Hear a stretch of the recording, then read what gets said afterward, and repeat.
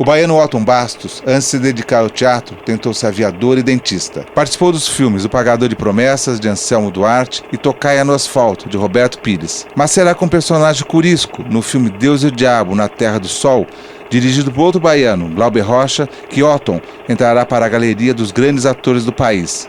Sua interpretação é um marco. Ainda trabalhou com Leon Richman, no clássico São Bernardo, e com Júlio Bressani. A sua filmografia completa chega a quase 45 obras. Otton Bastos é o nosso entrevistado de hoje, aqui no nosso Sala de Cinema. Otton Bastos, obrigado pela sua presença aqui no nosso Sala de Cinema, é um grande prazer. E também aos nossos convidados, a Lidiane Faria, Relações Públicas, o Renan Rovida, ator, e o Celso Sabadini, jornalista. Você estreia no cinema com o filme do Alex Vianney, que é o chamado filme baiano do Alex Vianney. Sol sobre a Lama. Sol sobre a Lama, famoso crítico carioca. Como que foi essa estreia e como que era trabalhar com o Vianney, que era uma pessoa extremamente exigente nos seus escritos?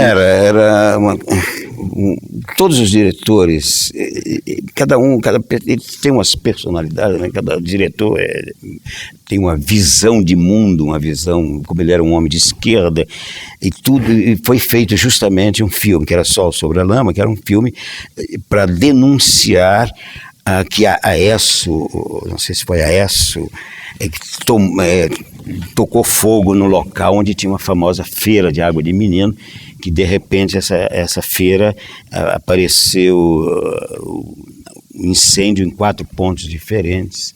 E tem um fato extraordinário dele, numa das cenas que tinha lá, que um rapaz cai dentro d'água para fugir e os soldados começam a atirar nele, né? E por acaso uma bala pegou numa pedra e feriu a perna de um soldado lá, né? Por acaso, feriu a perna. O Alex chega assim: gente, vocês que acreditam em Deus, pede para que dê tudo certo com o rapaz, viu? Agora você imagina como é que era o Alex, né? A situação estava grave mesmo. A situação vocês que acreditam em Deus, para que tudo dê certo, que não aconteça nada com eles, vai tudo certo, vocês, né? Otton, como que você é apresentado ao Glauber e acaba no Deus e o Diabo? Na época do Deus e o Diabo, ele ia fazer uma trilogia. Ele ia fazer o Camponês, o Cangaceiro e o Vaqueiro, uma coisa assim. Ele ia fazer que ia ser produzido, ia ser patrocinado pelo Jango, que eu não sei mais o que e tal. E ele acabou só fazendo o Deus e o Diabo. E ele disse: olha, nesse não tem papel para você, você vai fazer o Camponês, se prepare, que o próximo filme é com você vai fazer o Camponês. Tô cumprindo minha promessa, Padrinho Cício! Não deixa o pobre morrer de fome!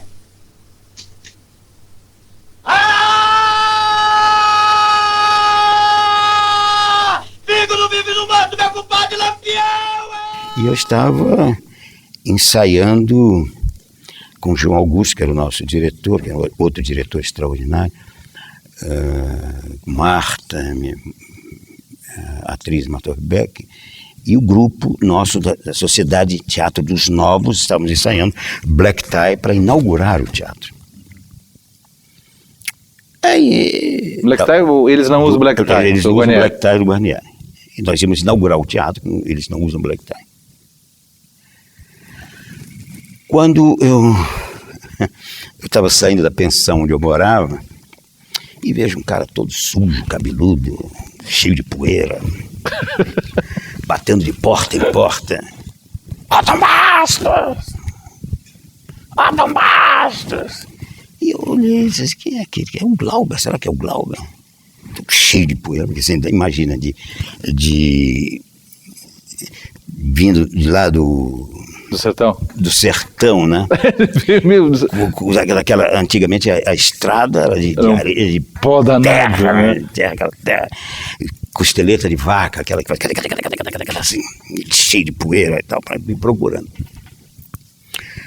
E eu olhei e disse assim, eu andei, Glauber, pelo amor de Deus, eu tô louco atrás de você.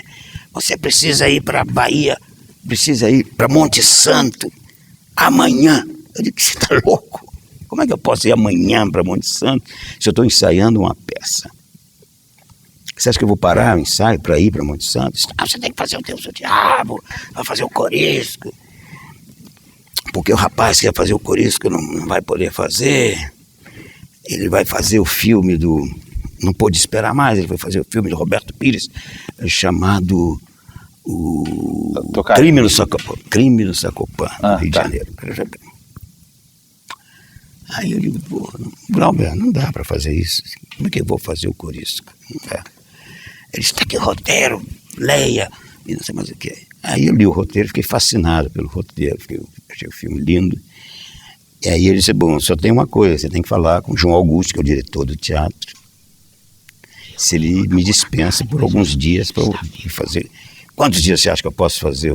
Em 15 dias você faz o papel, não sei mais o que. Então você fala com o João Augusto. Vai falar com o João Augusto, não tem nada com isso. Se ele disser sim, eu vou. Aí ele foi conversar com o João Augusto, aí, pela primeira vez na história, eu acho que do teatro brasileiro, aconteceu esse fato. Ele chegou e disse assim, eu compro o passe do Otto. Só Glauber para fazer uma loucura dessa. Eu compro o passe do Otto. É o gigante da maldade comendo o povo para engordar o governo da República.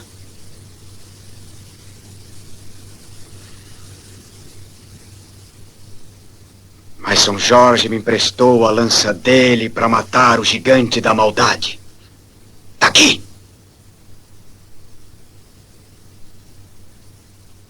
E aí eu acabei indo.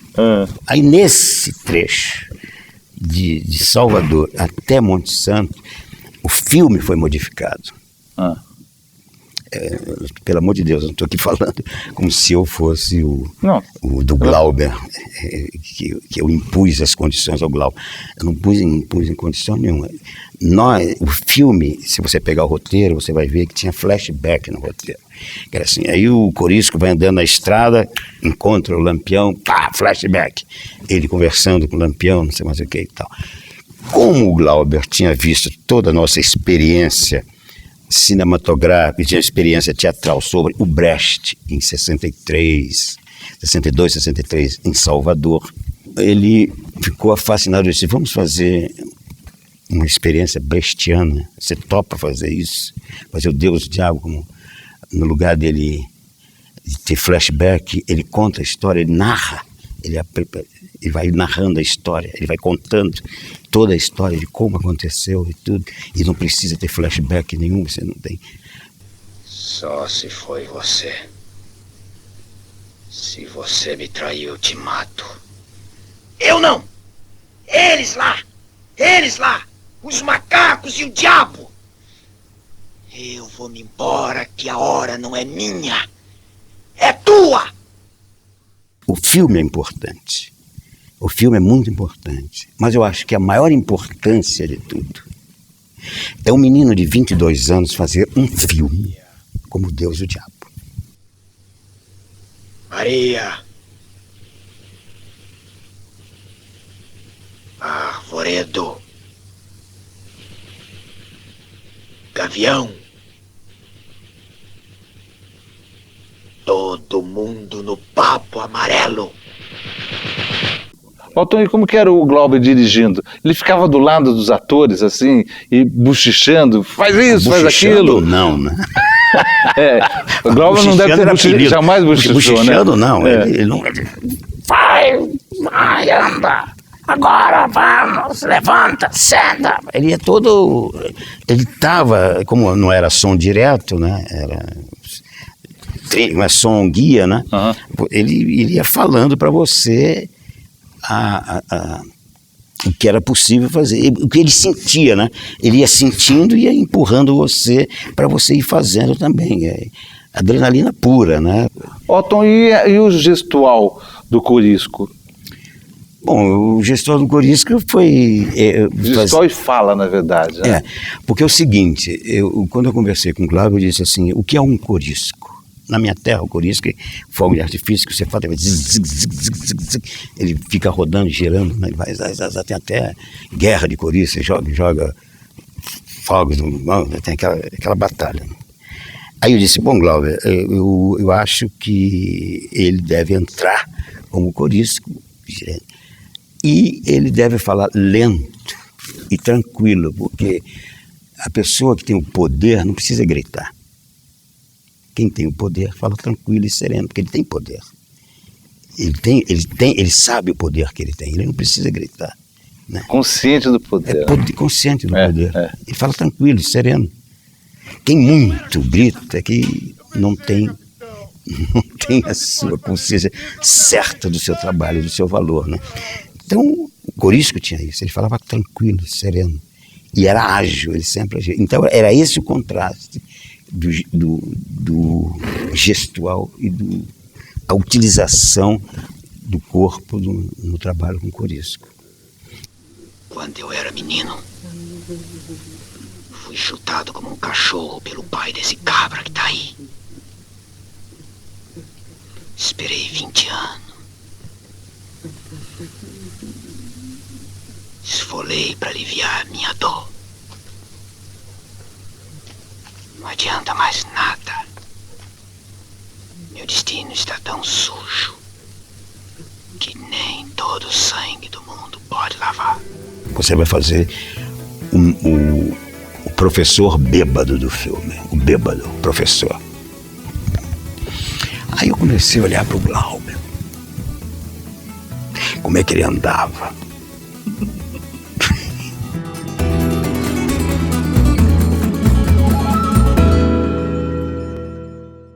Ele tem tanto o lado brechtiano, quer dizer, distanciante do público, um negócio altamente moderno.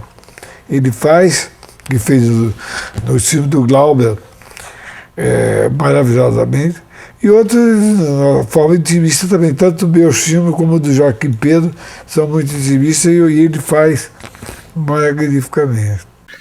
Otton, com o Paulo César Racine você faz o Capitu, faz o Bentinho.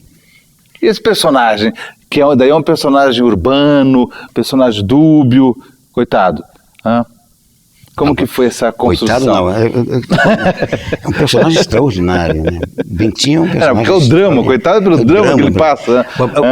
Foi ou não foi, né? O meu drama até chegar ao Capitu é um drama importantíssimo, né?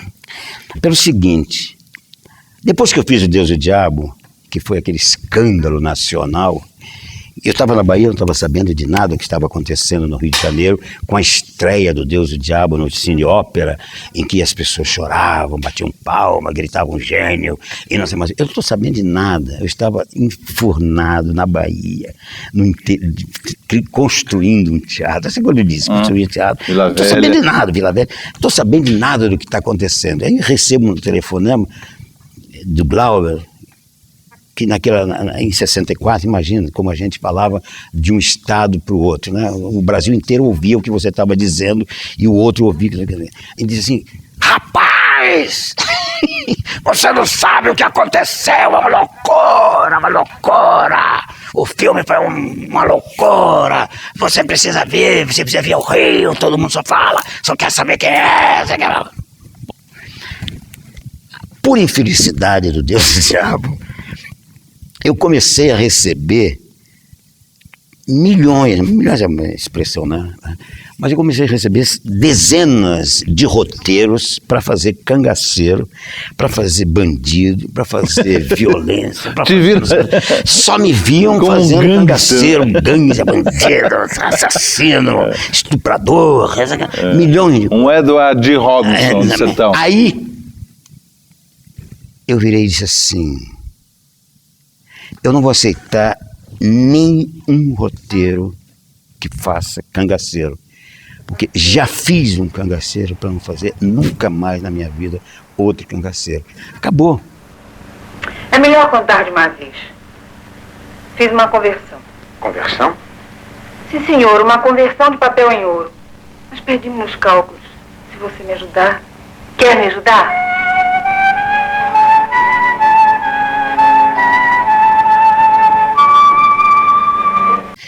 Aí eu passei 3 anos sem aceitar nada, trancado na Bahia, fazendo meu trabalho de teatro, e construindo meu teatro, e não aceitei roteiro nenhum. Um dia eu venho ao Rio,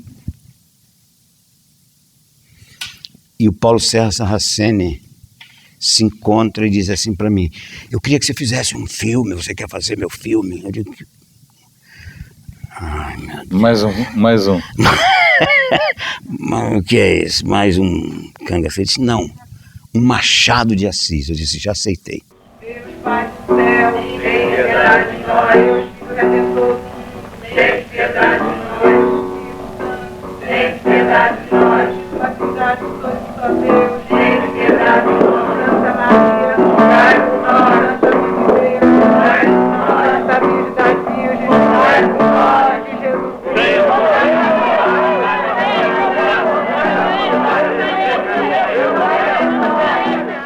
Aí vem umas coincidências na minha vida, porque não foi na estreia, mas desde o Deus e o Diabo, antes tem Pagador de Promessa também, que foi em 61, né? Antes do Deus e o Diabo. Aí tem, e que também foi outra substituição. É o seguinte, eu venho fazendo sempre substituindo alguém. O ator não pode fazer, o ator não pode fazer. No Pagador de Promessa também? Pagador de Promessa. E lá você faz o repórter, né? Faço o repórter, mas quem ia fazer era outro ator. Mas ele não pôde fazer. Não, acho que quem ia fazer o repórter era o Geraldo Del Rey. E quem ia fazer o bonitão era o próprio Anselmo. Então o que acontece? Anselmo viu que não dava para ele fazer o bonitão, porque era muito trabalho em cima dele, e mais ser ator não dava. Então ele passou o Geraldo, que era um homem muito bonito, Geraldo era um homem muito bonito, realmente para ser o bonitão. Era perfeito, porque ele era muito bonito, um bom ator, muito bom ator, e um homem muito bonito. E aí vagou o repórter. Eu estava fazendo uma peça, o Anselmo viu a peça e me chamou para fazer o repórter, quer dizer, uma substituição. O senhor também vai achar que meu burro não vale uma promessa? De modo algum! Fabuloso. Repartir o sítio. O senhor é a favor da reforma agrária? Reforma agrária?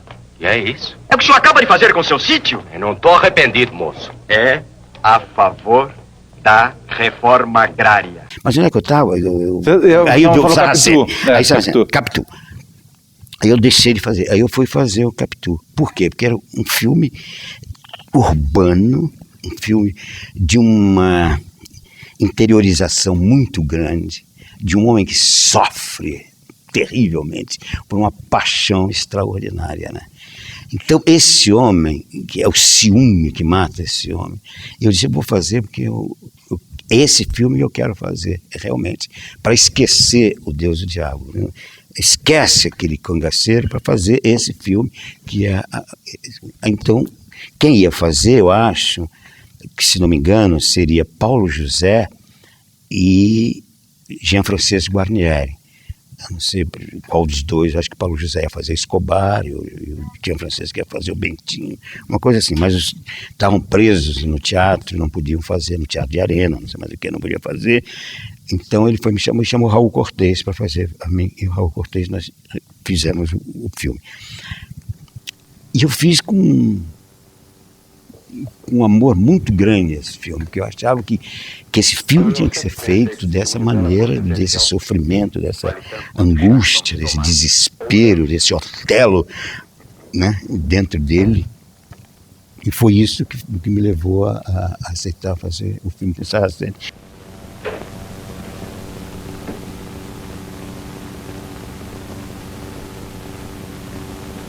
Escobar não quis esperar pelo chá. Foi-se embora. Não sei, mas ele me pareceu meio aborrecido. Você volta a filmar com o Glauber, faz Dragão da Maldade. Dragão da Maldade. O Dragão da Maldade foi engraçado, porque ele me chamou para fazer o Zelito. Um dia, eu não sei onde é que eu estava fazendo, qualquer coisa, o Zelito chega para mim assim: eu tenho um recado do Glauber. Que Zelito? Zelito Viana. Zelito Viana. eu tenho um recado para você. Ele liga para mim, Glauber quer que você faça o Dragão da Maldade. Eu digo, tá bem. E outro cangaceiro disse, não tem nada de cangaceiro. Disse, tá bom.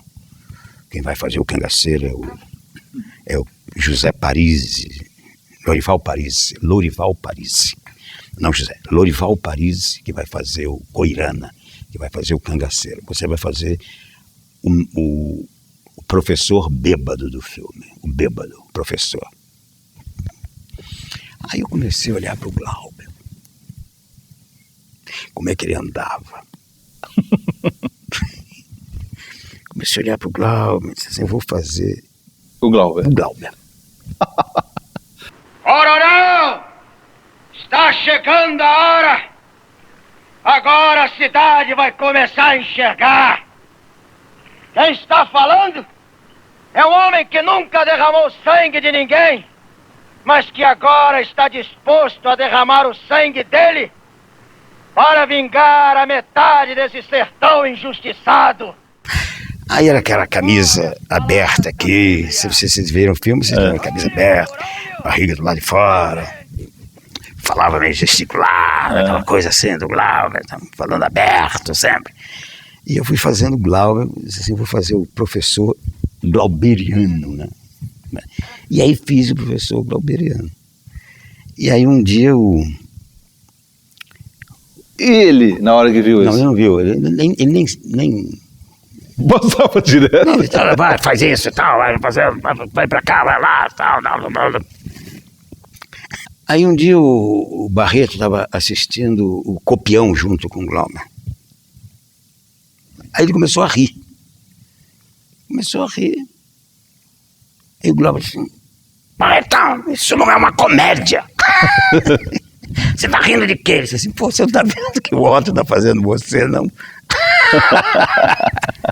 Aí o Glauber olhou assim, miserável. Então, pronto, aí se encontrou comigo, falou, você é um canalha.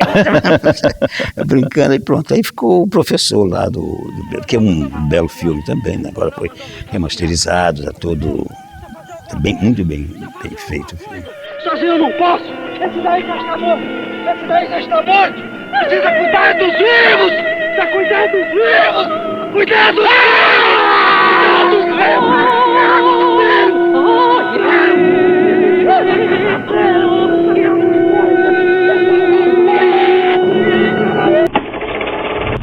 Otton, recentemente nós vimos, até com muita tristeza, a morte do Anselmo Duarte, que morreu com muito amargor, morreu muito triste. Ele dizia que a Palma de Ouro que ele ganhou em Cannes, Pagador de Promessas, que você participou, tinha sido a grande maldição da vida dele, porque, segundo Anselmo, a intelectualidade brasileira não perdoa o artista brasileiro que faz sucesso.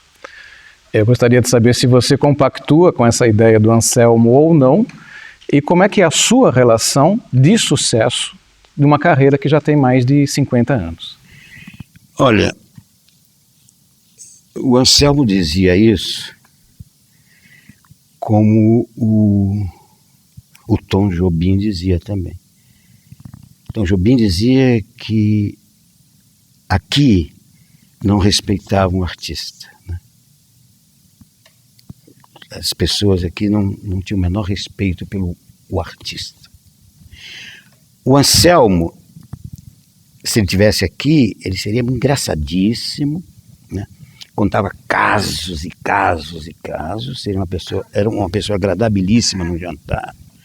Mas ele tinha essa mágoa, eu não sei até que ponto, isso também não era um charme do próprio Anselmo. Eu vou te dizer como era o Anselmo. Houve o primeiro prêmio nacional do cinema, que foi no Quitandinha, que foi o cinema que teve um prêmio nacional de cinema, e o Anselmo era homenageado. E na hora que deram a palavra ao Anselmo, ele disse assim, eu estou muito magoado. A primeira palavra. Boa noite, nem disse boa noite, eu estou muito magoado. Ao entrar aqui no Quitandinha, sendo homenageado, as pessoas não me reconheceram. Quase não entrei. Pelo amor de Deus, né? Isso, o Anselmo tinha isso. Primeiro ele falava também do cinema novo, né? Ele falava que ninguém sabia colocar câmera, ele sabia que Glauber não sabe nem onde colocar uma câmera. E foi um belo diretor, gente. Ele fez filmes lindos, né? Não fez? Ele fez filmes lindos. Era um bom diretor, era um bom ator. Irmãos Nave, né? Como é? Ele estava. O filme que ele. Irmão. Caso dos Irmãos Naves? O Caso dos Irmãos Nave, não é isso? Uhum. Ele estava maravilhoso fazendo filme como ator. Ele foi um galã de primeira categoria, né? Mas ele tinha isso. Talvez ele dizia que a tragédia foi a Palma de Ouro, mas ele foi o único que ganhou até hoje.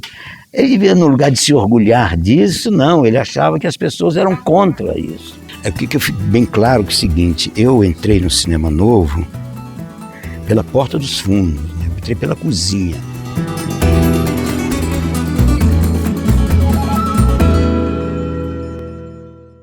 O que é Paulo Honório no São Bernardo, do Leon Richman? Para esse filme, quando o Leon me chamou para fazer, que eu reli o livro, aí eu já estava relendo o livro com a visão do personagem que eu iria fazer, né? Aí eu liguei para o Leon e disse assim, esse personagem eu não vou fazer não. Eu disse, por quê? Primeiro que é o seguinte, para você fazer um personagem literário, é como, por exemplo, Capitu, Paulo Honório, qualquer outro personagem, as pessoas leem e têm o seu Paulo Honório na cabeça, né? Imagina como é o Paulo Honório. E cria o seu próprio Paulo Honório. Como cria Capitu, como cria todos os outros personagens, que o livro está ali, então você vai criando, vai fantasiando, viajando, né, em cima daqueles personagens. Quando o filme, o roteiro é criado pelo diretor, o roteirista, o público não conhece. O público vai tomar conhecimento do personagem através do que você está fazendo. Ele aceita ou não o que você está fazendo, o que você criou. Quando eu li o Paulo Honório, é assim, cabelo sarará, né? Mãos enormes, lábios grossos, nariz não sei o que e tal, homem grande.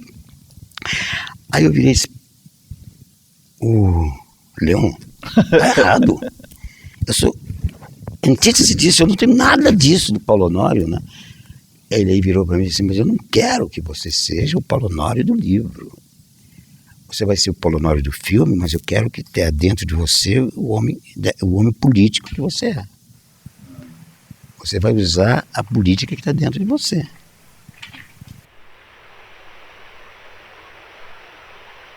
O meu fito na vida foi apossar-me das terras de São Bernardo, construir esta casa, plantar algodão, plantar mamona, levantar serraria de escaroçador, introduzir nestas brenhas a pomicultura e a avicultura.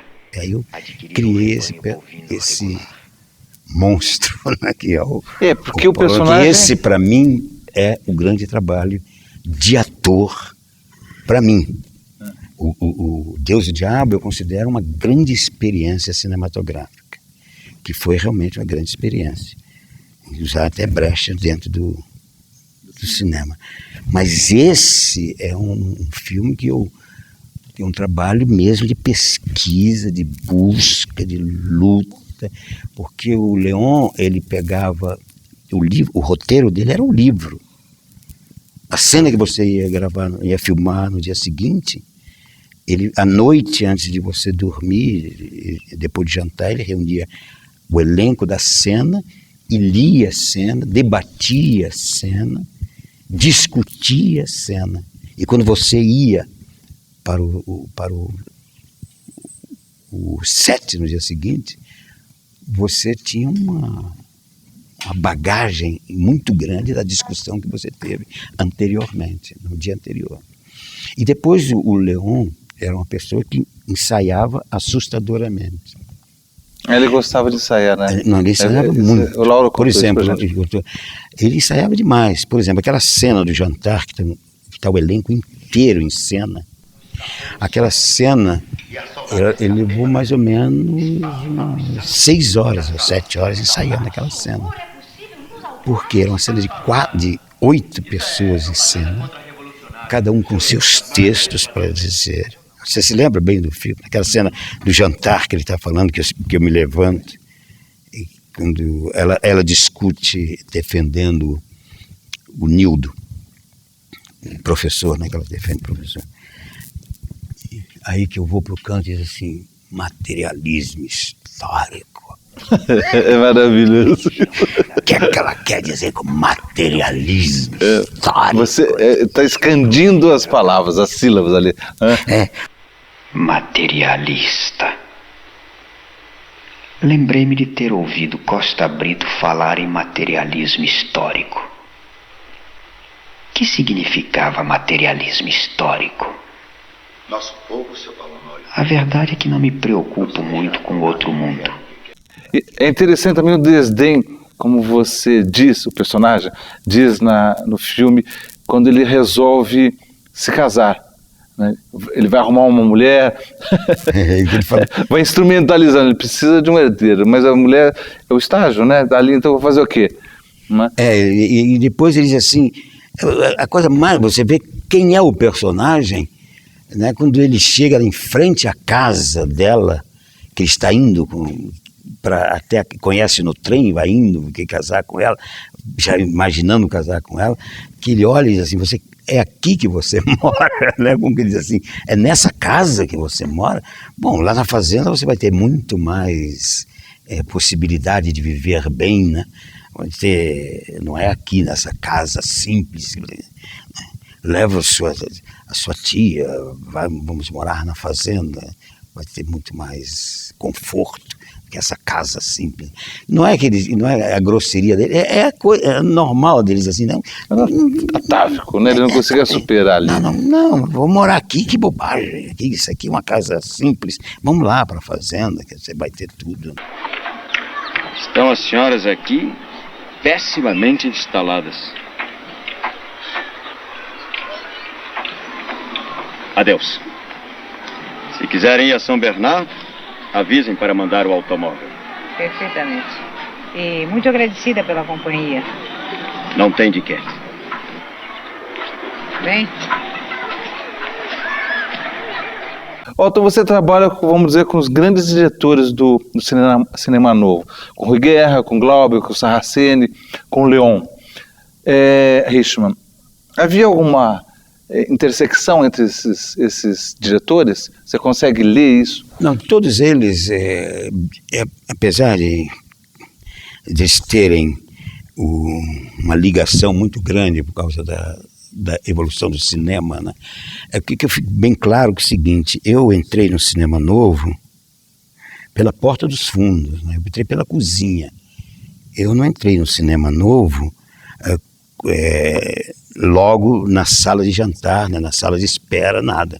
Porque essa sala era esse grupo que era formado por Glauber, Cacá, Rui Guerra, Paulo César, né, Joaquim Pedro. Era essa turma que era a turma da pesada mesmo, que lutava, o Gustavo Dal, essa turma toda, né? Era essa turma.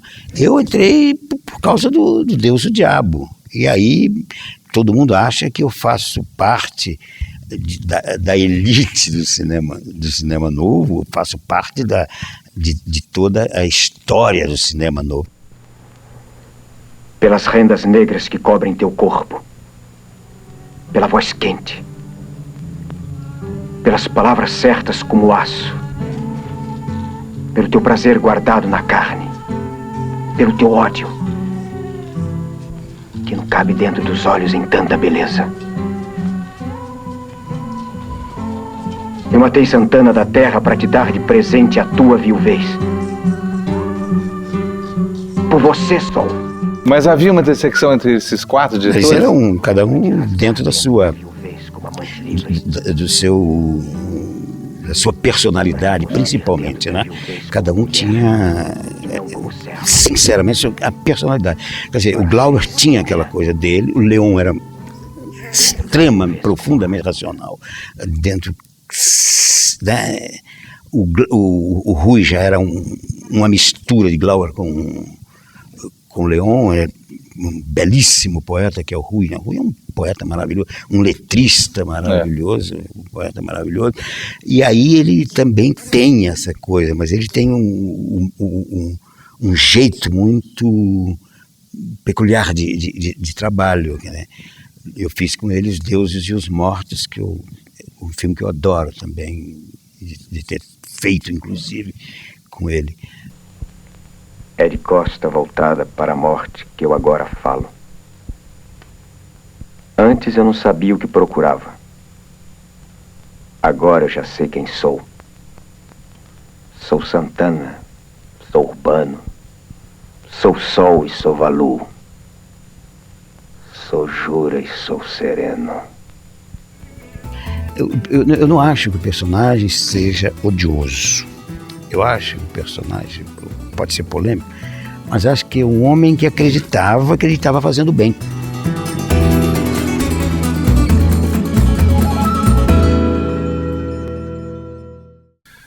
Otton, você faz com o Walter Salles 2 filmes dele, o Central do Brasil, ao lado da Fernanda Montenegro, e depois também o Abril Despedaçado. Vamos falar desses filmes, porque os dois são, de novo, uma procura do Brasil, uma descoberta do Brasil profundo, tanto no Central do Brasil, que é quase uma espécie de um road movie, e o Abril Despedaçado, que é aquela questão da honra misturada com uma forte religiosidade, né, do destino pré-escrito. Bom, Central do Brasil,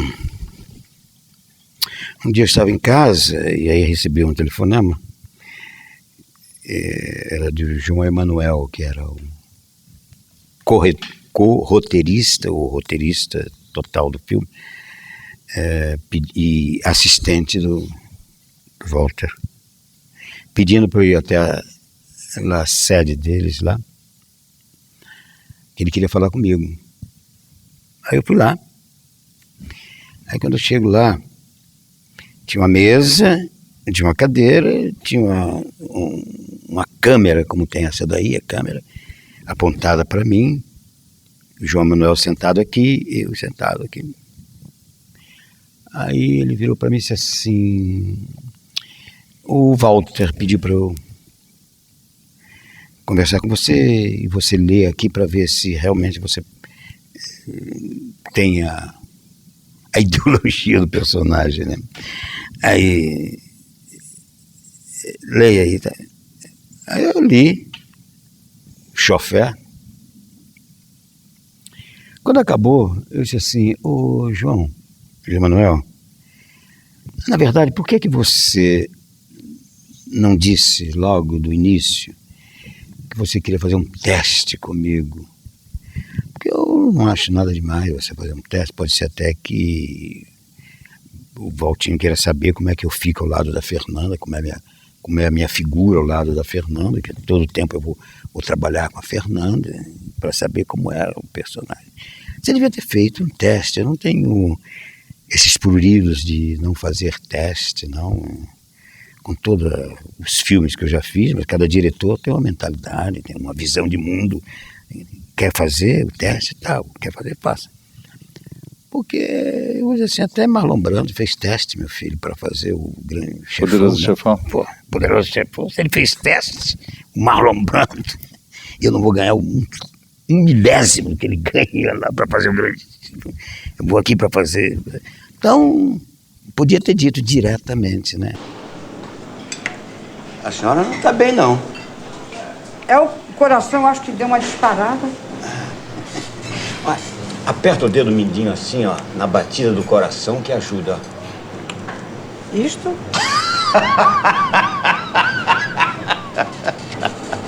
E aí eu fiz lá, li. 15 dias depois eu disse: bom, já esqueceram estou vendo que estão embarcando para fazer o filme, não vou mais fazer o filme. E aí eu recebi o telefonema do Valtinho falando pessoalmente comigo. Eu gostaria que você fizesse, que topa, quer fazer? Então vamos fazer uma leitura com você e Fernanda. Você quer ir lá em casa para fazer? Então, aí eu fui e comecei a fazer o filme do Valtinho. Foi assim que eu fui chamado para o Walter, o filme do Walter. Onde é que tu mora? Eu moro aqui, ó. E a tua mulher? O menino faz essa pergunta pra todo mundo. O que há? Minha mulher é estrada. Eu não tenho família. E já o Abril Despedaçado? Abril Despedaçado, ele já foi uma coisa de camaradagem, de amizade. Você topa fazer uma participação aqui? Foi aí que eu até estava dizendo que o Zé do Mundo devia estar aqui também, que eu acho um ator maravilhoso, né? Um ator tá ótimo, né? Belo ator. Eu acho uma pessoa que seria ótimo uma conversa com o Zé, porque deve ter muita coisa realmente para contar também, né? E aí eu disse, você quer ver? Vamos, vem fazer amizade, vem fazer uma participação. E eu fui fazer aquele prefeito, aquele dono da loja, que aparece só ele acho que cortou a outra parte, só aparece num momento. E ali para mim foi uma surpresa, o Wagner Moura, né, fazendo um papel muito bem feito também, né, o adversário.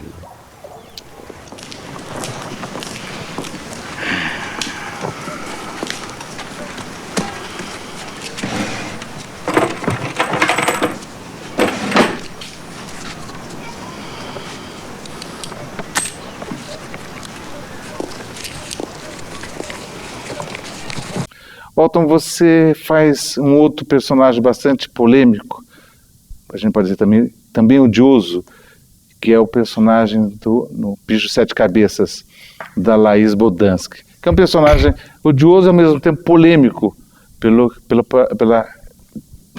que ele representa ali. Essa construção desse personagem. Eu acho o seguinte, o personagem, quando a Laís me chamou para fazer, eu não acho que o personagem seja odioso.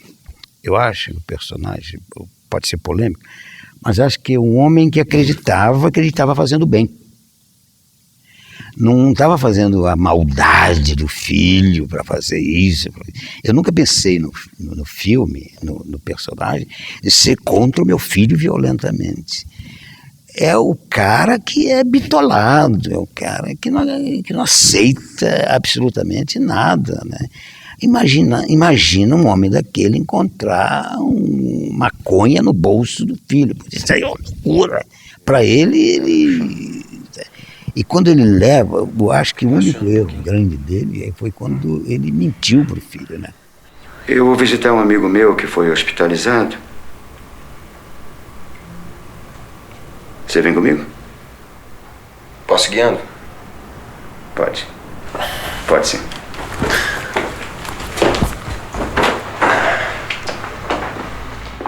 Ali sim, eu acho que ali foi de uma crueldade muito grande. Ele mentiu para o filho de que ele ia visitar um amigo no hospital, perguntou se ele queria que o filho fosse, queria o filho ir, e o filho falou, você deixa eu dirigir? Ele disse, deixa você dirigir. É de cortar o coração. Hein? É de cortar o coração. E aí ele entrega o filho ao hospital, né, para deixar lá. Mas esse homem, ele se redime, né, porque a cena final em que ele está lendo a carta e aos prantos ao lado do filho, se ele fosse um cara cruel ou um cara desalmado, ele não teria aquela atitude, né? Para ele seria uma coisa comum, o filho ainda diria assim, tá saindo, aí vê lá, você não vai voltar, essa coisa, né? Mas não, ele tem um profundo arrependimento. Não tem dó no peito, não tem jeito, não tem ninguém que mereça, não tem coração que esqueça, não tem pé, não tem cabeça, não dá pé, não é direito, não foi nada, eu não fiz nada disso e você... Walton, você é dono, proprietário de uma galeria de grandes personagens, né, no cinema brasileiro. Eu queria perguntar, que estão na história, está na memória nossa. Queria te perguntar, qual que é o segredo de se escolher um grande personagem, mesmo ele não sendo o protagonista? Eu acho que é você ter alguma identificação com aquele personagem, né? No sentido que eu não quero dizer que eu me identifico demais com o pai do Bicho de Sete Cabeças. Bicho de Sete Cabeças. Mas é alguma coisa que esse personagem lhe traz que você acredita e pode... É porque eu sempre...